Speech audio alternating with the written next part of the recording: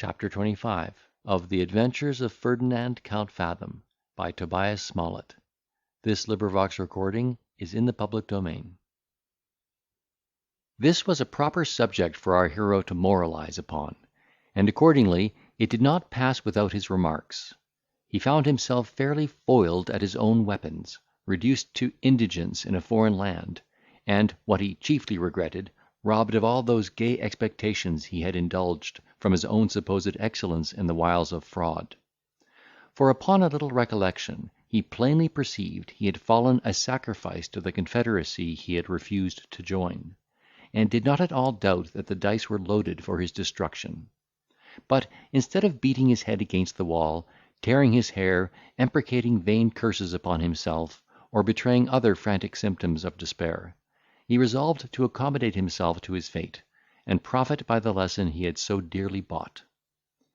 With this intention, he immediately dismissed his valet, quitted his lodgings, retired to an obscure street on the other side of the river, and, covering one eye with a large patch of black silk, presented himself in quality of a musician to the director of the opera, who, upon hearing a trial of his skill, received him into the band without further question. While he continued in this situation, he not only improved his taste and execution in music, but likewise found frequent opportunities to extend his knowledge of mankind;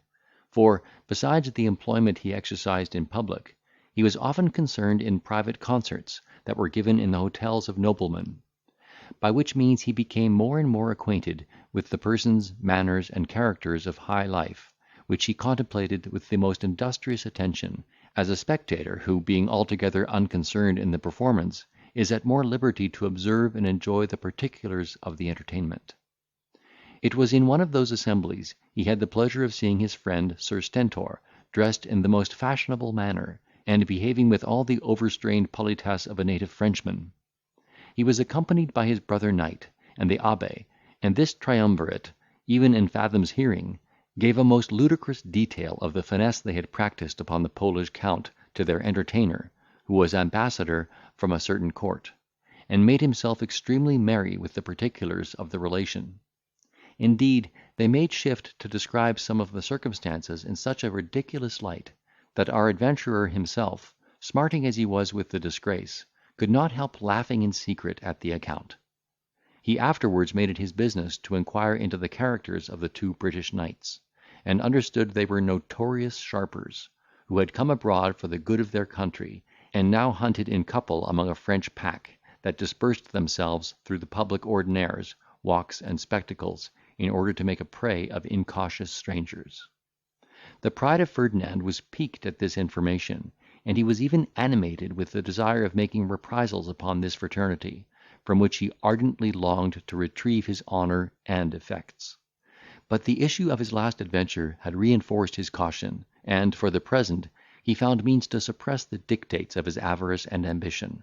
resolving to employ his whole penetration in reconnoitring the ground before he should venture to take the field again. He therefore continued to act the part of a one-eyed fiddler, under the name of Fedini, and lived with incredible frugality, that he might save a purse for his future operations. In this manner had he proceeded for the space of 10 months, during which he acquired a competent knowledge of the city of Paris, when his curiosity was attracted by certain peculiarities in the appearance of a man who lived in one of the upper apartments belonging to the house in which he himself had fixed his habitation. He was a tall, thin, meagre figure, with a long black beard, an aquiline nose, a brown complexion, and a most piercing vivacity in his eyes. He seemed to be about the age of 50, wore the Persian habit, and there was a remarkable severity in his aspect and demeanour. He and our adventurer had been fellow lodgers for some time, and, according to the laudable custom in these days, had hitherto remained as much estranged to one another as if they had lived on opposite sides of the globe. But of late the Persian seemed to regard our hero with particular attention. When they chanced to meet on the staircase, or elsewhere, he bowed to Ferdinand with great solemnity, and complimented him with the pas. He even proceeded in the course of this communication to open his mouth, and salute him with a good morrow, and sometimes made the common remarks upon the weather. Fathom, who was naturally complacent, did not discourage these advances. On the contrary, he behaved to him with marks of particular respect, and one day desired the favour of his company to breakfast. This invitation the stranger declined with due acknowledgment, on pretence of being out of order; and in the meantime our adventurer bethought himself of questioning the landlord concerning his outlandish guest. His curiosity was rather inflamed than satisfied with the information he could obtain from this quarter; for all he learned was, that the Persian went by the name of Ali Beeker, and that he had lived in the house for the space of 4 months, in a most solitary and parsimonious manner, without being visited by one living soul; that for some time after his arrival he had been often heard to groan dismally in the night, and even to exclaim in an unknown language, as if he had laboured under some grievous affliction; and though the first transports of his grief had subsided, it was easy to perceive he still indulged a deep-rooted melancholy, for the tears were frequently observed to trickle down his beard. The commissaire of the quarter had at first ordered this Oriental to be watched in his outgoings, according to the maxims of the French police; but his life was found so regular and inoffensive, that this precaution was soon set aside. Any man of humane sentiments, from the knowledge of these particulars, would have been prompted to offer his services to the forlorn stranger; but as our hero was devoid of all these infirmities of human nature, it was necessary that other motives should produce the same effect. His curiosity, therefore, joined with the hopes of converting the confidence of Ali to his own emolument, effectually impelled him towards his acquaintance, and in a little time they began to relish the conversation of each other;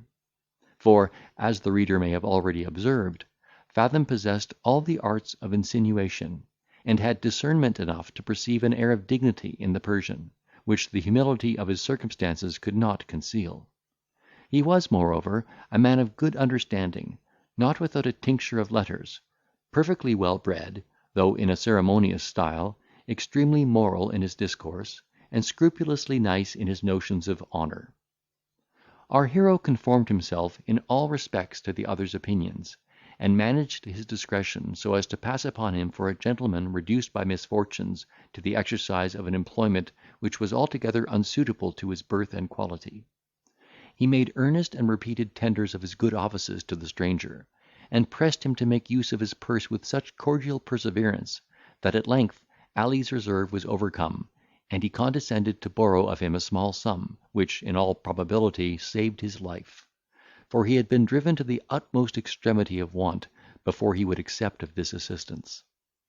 Fathom, having gradually stole into his good graces, began to take notice of many piteous sighs that escaped him in the moments of their intercourse, and seemed to denote a heart fraught with woe, and, on pretence of administering consolation and counsel, begged to leave know the cause of his distress, observing that his mind would be disburdened by such communication, and perhaps his grief alleviated by some means by which they might jointly concert and execute in his behalf. Ali, thus solicited, would often shake his head, with marks of extreme sorrow and despondence, and, while the tears gushed from his eyes, declare that his distress was beyond the power of any remedy but death, and that, by making our hero his confidant, he should only extend his unhappiness to a friend, without feeling the least remission of his own torture. Notwithstanding these repeated declarations, Ferdinand, who was well enough acquainted with the mind of man to know that such importunity is seldom or never disagreeable, redoubled his instances, together with his expressions of sympathy and esteem, until the stranger was prevailed upon to gratify his curiosity and benevolence. Having therefore secured the chamber door one night, while all the rest of the family were asleep, the unfortunate Ali disclosed himself in these words.